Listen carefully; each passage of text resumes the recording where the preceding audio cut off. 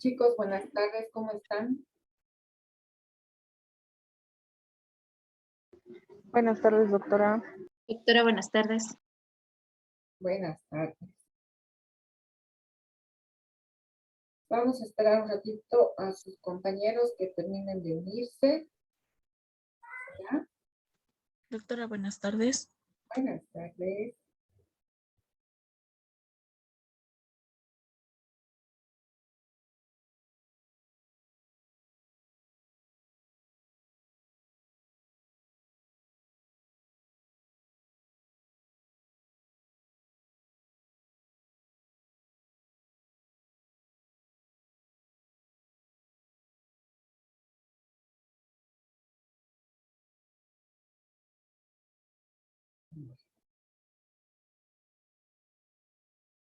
¿Ya han estudiado para mañana?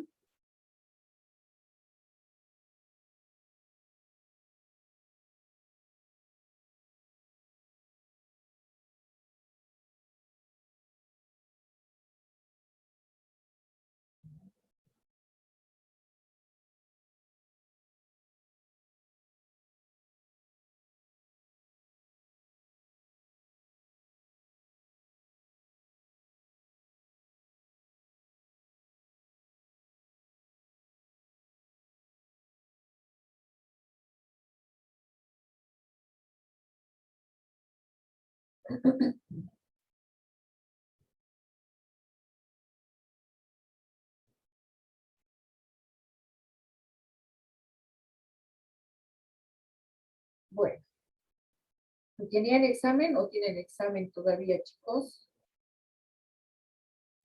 Hoy no, doc. Bien. Bueno, son pocos, están tardando en ingresar. Yo creo que empezamos, ¿ya? Así van a estudiar para mañana.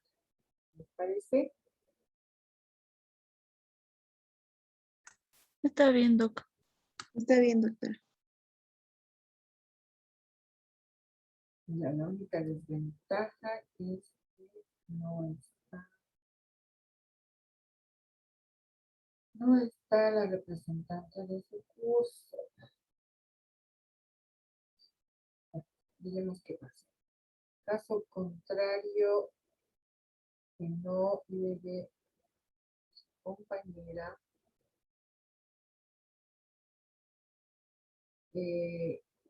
una de ustedes, por favor, o uno de ustedes, no sé quién puede colaborar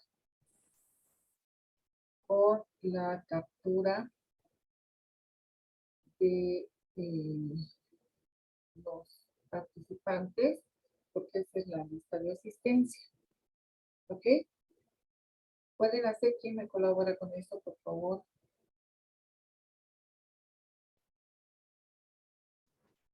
Licenciada, ¿puede repetir lo que dijo? No la escuché bien. No, he pedido colaboración a alguno de sus compañeros que me ayude con, en caso que no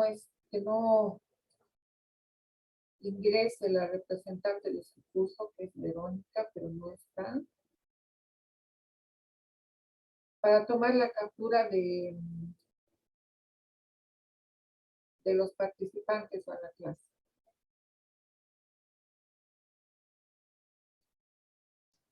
Yo, licenciada, le puedo colaborar. Y le puedo pasar a Verónica para que le pase usted. Ok, gracias. Entonces, tú, Daniel. Muy bien. Entonces, me han pasado 5 minutos, podemos empezar con nuestro tema.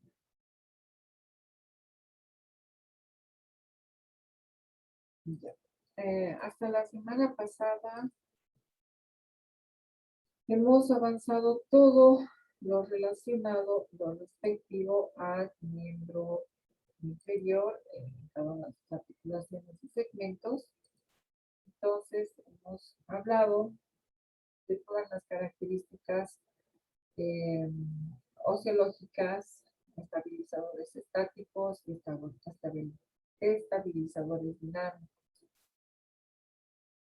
Entonces, para concluir este tema, les pongo este capítulo que es el pie como unidad, ya que considero que como un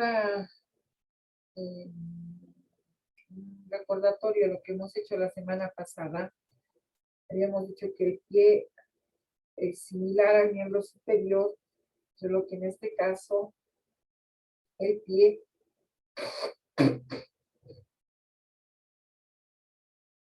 disculpen chicos, el pie a diferencia de los animales, eh, lo que hace o tiene es una estructura tridimensional.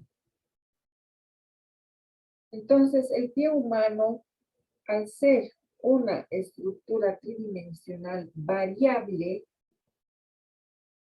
va a tener varias funciones y una de ellas, como sabemos, será la de soporte. Soporte en la posición bípeda.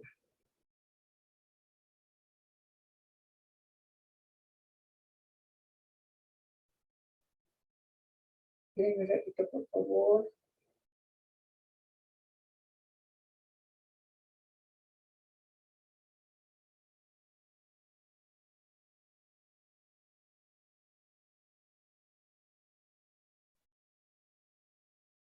Entonces, al ser un elemento de soporte, también va a constituir un elemento del sistema de equilibrio. Equilibrio en la posición bípeda. Y va a ser una pieza muy importante para el desarrollo de la marcha. Entonces, al pie se lo debe considerar como un elemento aislado y también como parte de una unidad motora. Elemento aislado porque tiene características biomecánicas, fisiológicas, ociológicas, que a diferencia de los otros segmentos tiene propiedades muy importantes. Y al ser una parte de una unidad motora se refiere a ser parte terminal, en este caso, del miembro inferior, que es el que se encarga de la marcha o la deambulación, partiendo desde la pelvis, obviamente, ¿no? Sabemos que es un órgano doble y esto nos permite realizar a su vez comparaciones entre lo que es derecho e izquierdo. Cuando estamos en posición bípeda, el pie sostiene todo el peso del cuerpo y así va a adoptar una morfología distinta a la que tiene cuando no está sometido a una carga. A ver,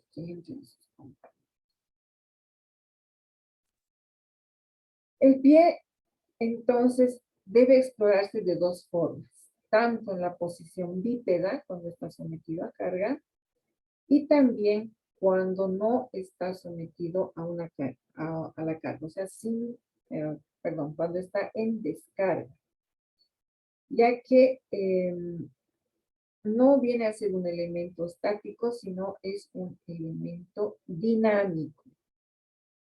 Incluso cuando una persona permanece en posición de pie, pero quieto, estático, entonces la necesidad que tiene el pie de mantener el equilibrio lo va a obligar a esta unidad, así como al resto del cuerpo, a realizar pequeños, a veces imperceptibles, movimientos que en algunos casos son evidentes. Entonces, el estudio del pie se lo realiza no desde un punto de vista estático, sino desde un punto de vista dinámico. Y dentro de eso, también se toma en cuenta el estudio de la marcha. La marcha porque es un aspecto fundamental en el que participa principalmente el pie. En el ser humano, por ejemplo, la estructura y la función están íntimamente relacionadas, a diferencia de los animales cuadrúpedos, ¿no?, que tienen una mayor distribución de peso. Es importante entonces analizar la repercusión que pueda existir ante un trastorno que pueda presentarse en el pie, ya que esto va a afectar a su deambulación. En todo lo que viene a ser el sistema musculoesquelético, es difícil definir lo que es normal, porque para una persona lo que se puede considerar normal para su biomecánica, para otro no lo sería. Entonces, tampoco es un pie anormal, ¿no es cierto? O sea, habría que ver los parámetros de normalidad en un pie. Entonces, lo que se puede considerar tal vez a un pie normal, va a caracterizar a una persona, a una cultura, a una raza, que para otras en las mismas condiciones no lo serán. Entonces se consideran distintos tipos de pie. Entonces, algunos autores recomiendan no hablar de un pie normal, sino de un pie bien equilibrado. Entonces, en este sentido, primero tenemos que tener en cuenta la edad de la persona, la edad del paciente, la existencia de alguna alteración o patología en el pie, y así como las características culturales y raciales que puedan existir. Entonces, dicho esto, hablaremos también de los ejes de carga que existen en el pie.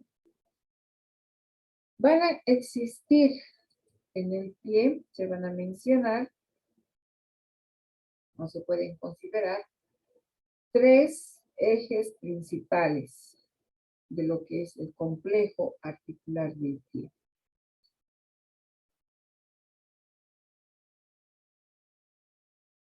Vamos a tener un eje X, X', que viene a ser un eje transversal. Este eje transversal pasa por los 2 maleolos, por el maleolo peroneal y por el maleolo tibial, y es este eje responsable de los movimientos de flexo-extensión. Además que este eje corresponde a la articulación tibio-tarsiana. ¿Hasta ahí estamos? Sí, doctora.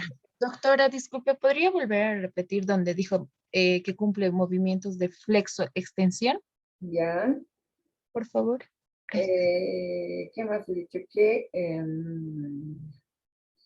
corresponde al eje de la articulación tibio-tarsiana. ¿Ahora sí? No, doctora, dijo que es responsable de los movimientos de flexo. O sea, este eje, si tú ves, al ser un eje transversal, en el eje transversal, ¿qué movimientos se hacen? Los movimientos de flexo-extensión, flexión y extensión.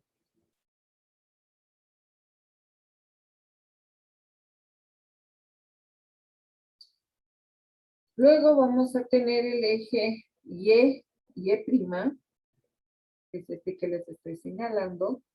Viene a ser un eje vertical y es la continuación del eje de la pierna.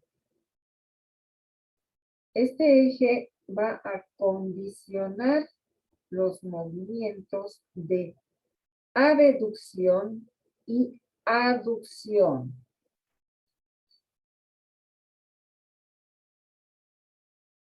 ¿Ya?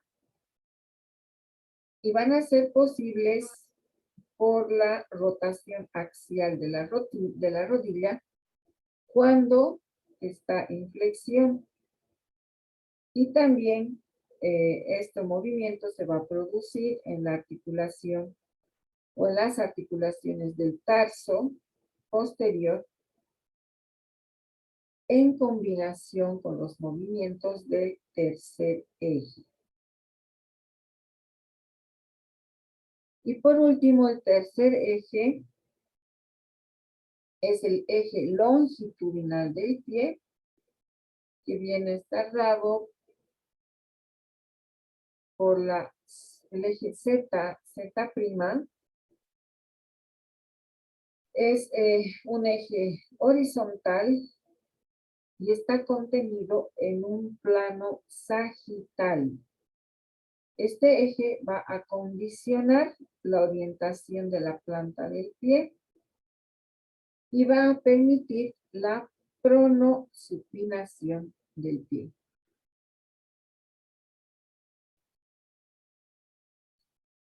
¿Hasta ahí estamos?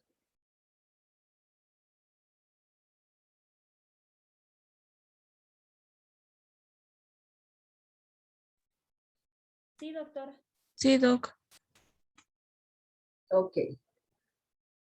Entonces, estos ejes van a acomodar toda la estructura del pie de acuerdo al movimiento que se esté ejecutando. Ahora, la anterior semana les he hablado sobre una de las estructuras que viene a ser la bóveda plantar.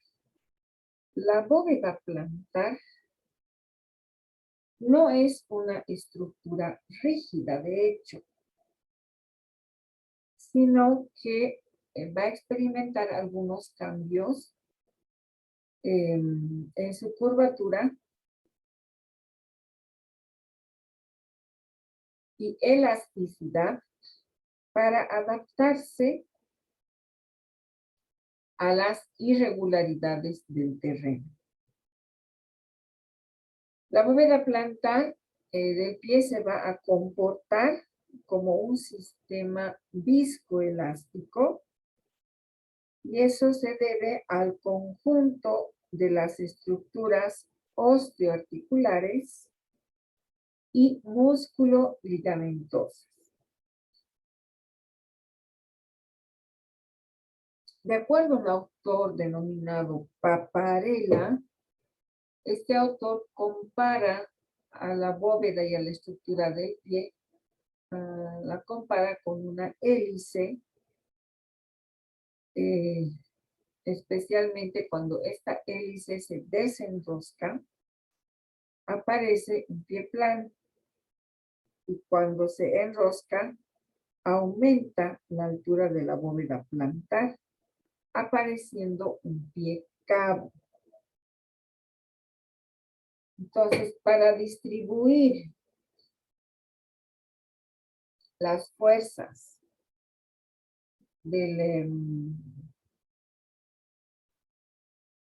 pie, o pues las fuerzas superiores sobre lo que es el pie, van a estar, por un lado les he mencionado, las trabéculas óseas y por otra las formaciones músculo-ligamentosas.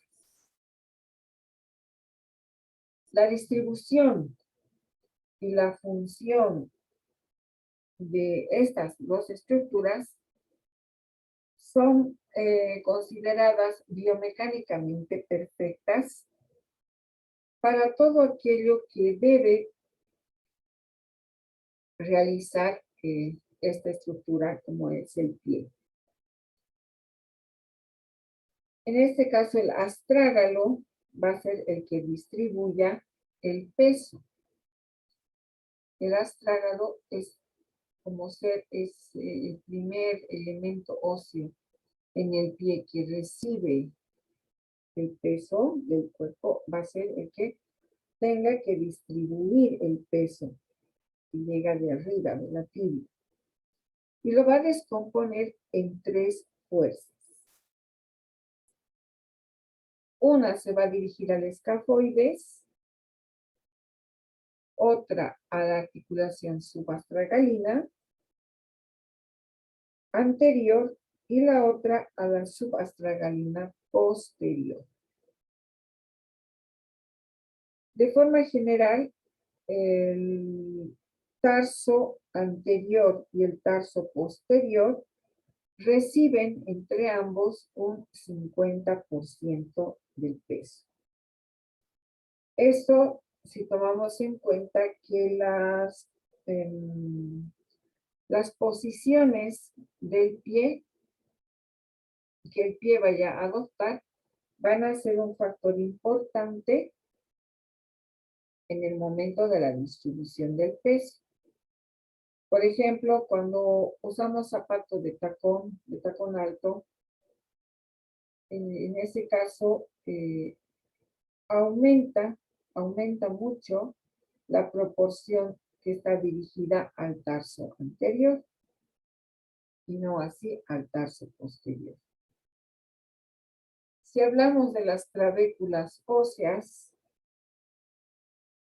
estas trabéculas van a ser las que marcan las fuerzas de compresión y los músculos y ligamentos marcan las fuerzas de distracción. Entonces es por eso que en la bóveda plantar, Perdón, doctora. ¿sí? ¿Las trabéculas marcan la fuerza de contracción? Sí, doctora. Las fuerzas de compresión, y los músculos, las fuerzas de distracción.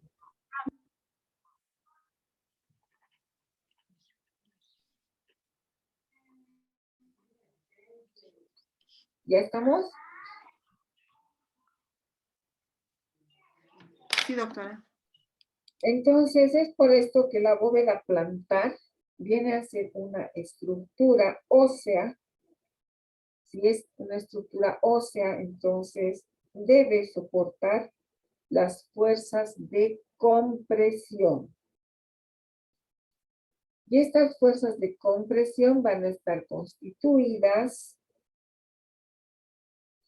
por esta serie de trabéculas óseas que son las que estamos viendo. Este es un hueso calcáneo y estas líneas vienen a ser las trabéculas óseas.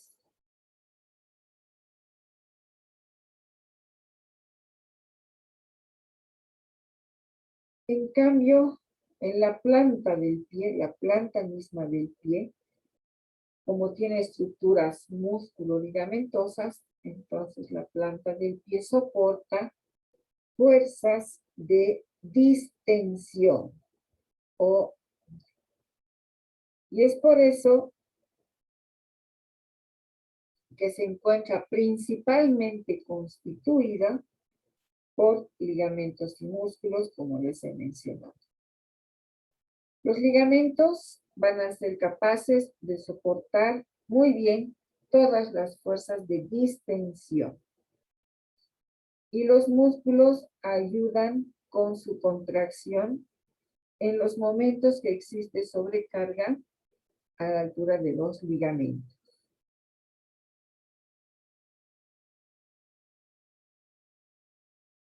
La bóveda plantar va a estar constituida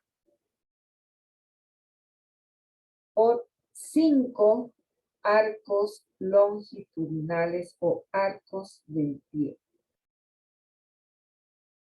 Son 5 arcos longitudinales y 4 transversales. Estos son los que están pintados en rojo, los longitudinales, y en azul los transversales. Todos los arcos longitudinales van a partir del calcáneo y va a ir uno a cada metatarsiano.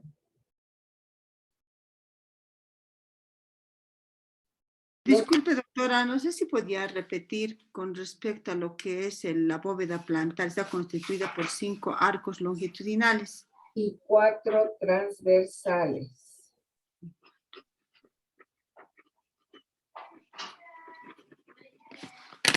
Ya. Doctora.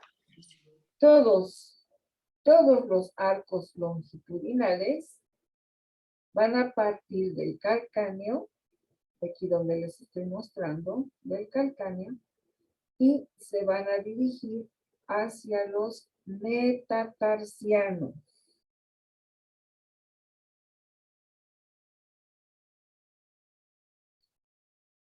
Entonces corresponde un arco longitudinal para cada metatarsiano. Los arcos más elevados, como este que estoy señalando, el que está en rojo, estos arcos son los más internos. El primero va a estar formado por el calcáneo, el astrágalo, el escafoides, la primera cuña y el primer metatarsiano. El segundo arco va a estar compuesto por el calcáneo, el astrágalo, el escafoides, la segunda cuña y el segundo metatarsiano.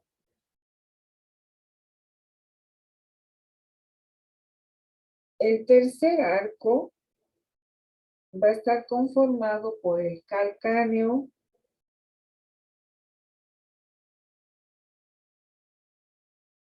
el astrágalo, la tercera cuña y el tercer metatarsiano. Y el cuarto va a estar constituido por el calcáneo, el cuboides y el cuarto metatarsiano. Por último, el quinto va a estar conformado por el calcáneo, el cuboides y el quinto metatarsiano. ¿Hasta ahí están? Doctora, ¿puede volver a repetir el segundo arco? ¿Por qué huesos está formado o conformado? ¿El segundo?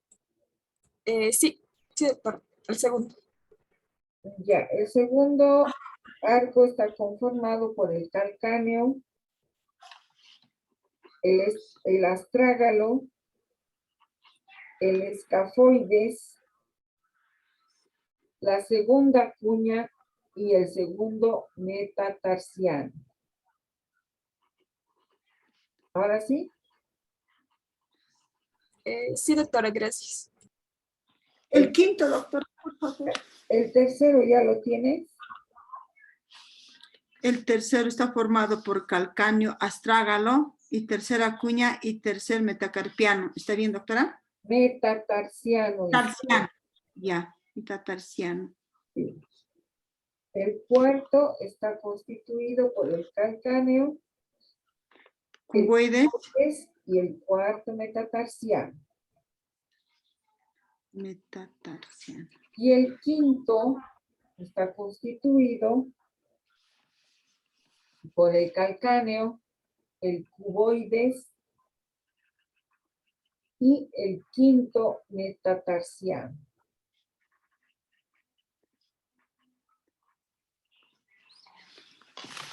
Ahora sí, ¿estamos hasta ahí?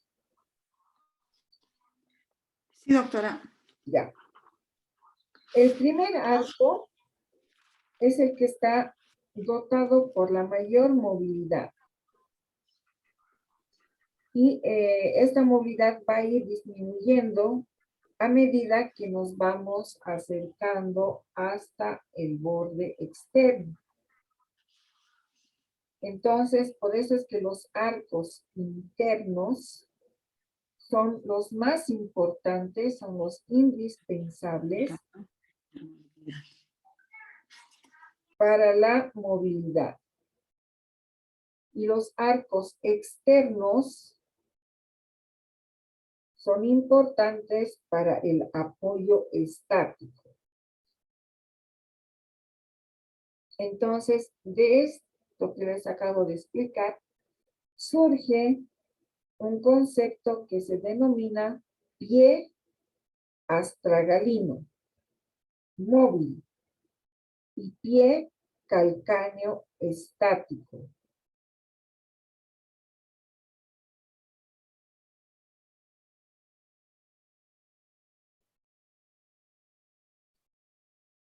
El arco longitudinal del pie se desarrolla de forma completa hasta aproximadamente los 6 años. Y es más o menos a esta edad donde ya el pie tiene una apariencia de un pie adulto. El pie va a crecer de forma lineal con el resto del cuerpo hasta los 12 años. 12 años, digamos, en los niños y hasta los 10 años en las niñas. A partir de esta edad, el resto del cuerpo va a ser el que crezca más. En este caso, los arcos transversales, que es esta línea pintada en azul, son las que se van a ir aplanando a medida que se acercan al apoyo anterior.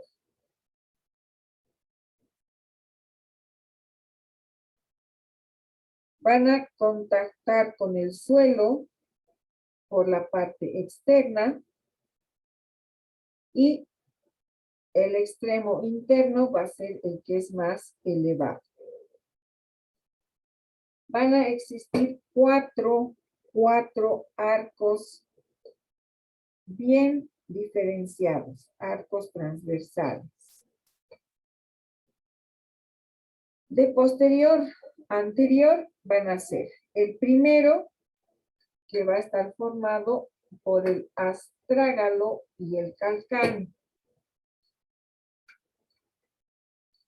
El segundo por el escafoides y el cuboides. El tercero por el cuboides y las 3 cuñas. Y el cuarto por los metatarsianos.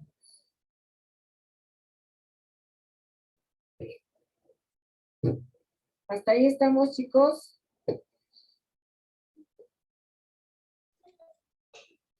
Sí, doctora. Doctora, el cuarto, los metatarsianos. El cuarto arco longitudinal por los metatarsianos.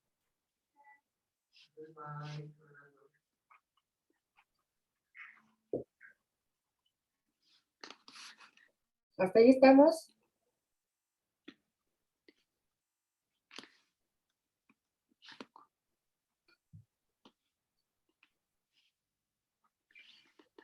Sí, doctor. Bueno, ya, nos quedan 5 minutitos. Estos 5 minutitos los vamos a terminar ahora.